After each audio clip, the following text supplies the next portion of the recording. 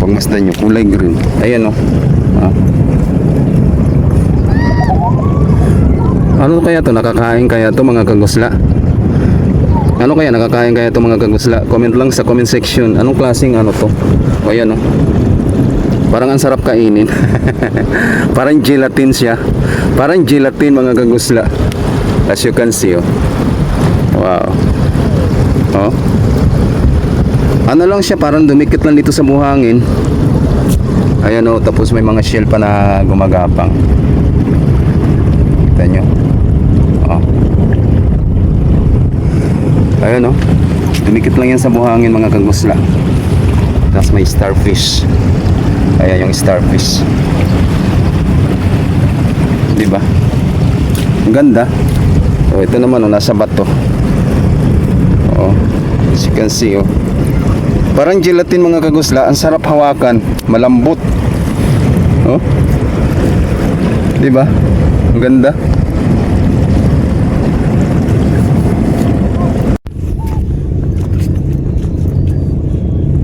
So, what's up mga kagusla? Andito tayo sa dagat, padagat ang mga kagusla kasi medyo naboring ako sa bahay so lumabas tayo ng bahay at dito nga tayo nagpunta.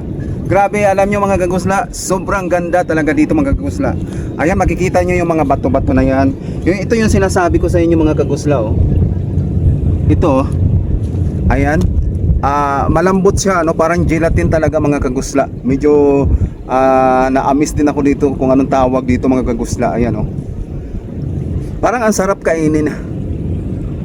Nakakain kaya to siya mga kagusla. So balik natin dito sa sa bato. So natatanggal lang siya mga kagusla. Ayan o. Sobrang ganda talaga dito mga kagusla. Wow. At ang weather dito mga kagusla, napakaganda ng sikat ng araw mga kagusla. Sobra. Oras pa lang natin ay mag-aalas 8 pa lang ng umaga, pero ang tindi ng sikat ng araw mga kagusla. Grabe. Sobra mga kagusla.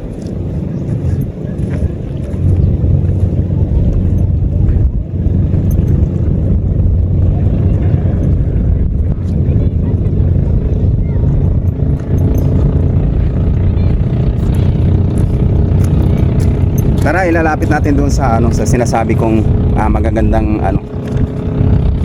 lalapit tayo dito mga kagusla.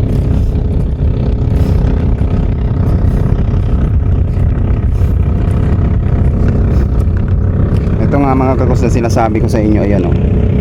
Oh. Ayan mga kagusla, ito yung sinasabi ko sa inyo. Diba? Oh.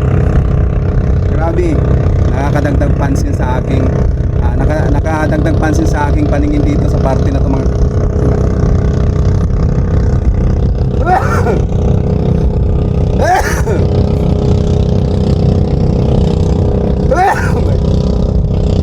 tapos mataas na rin ang sikat ng araw mga kagusla. Sobrang ganda dito mga kagusla. Ayan, dito lang yan sa Quezon Province mga kagusla. Kung gusto nyo pumunta dito, ayan, puntahan nyo itong lugar na to.